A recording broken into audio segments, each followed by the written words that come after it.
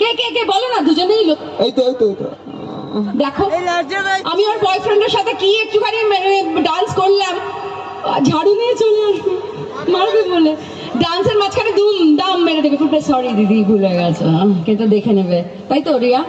আচ্ছা তোমার নাম বলো, কি হয়েছে কি হয়েছে কি হয়েছে, কি পাচ্ছ না? ওই যে নিচে আমি দেখতে পেয়ে গেছি এখান থেকে, আমার হচ্ছে শকুনের চোখ। তো এইদিকে চলে এসো, তোমার নাম বলো। মিষ্টি।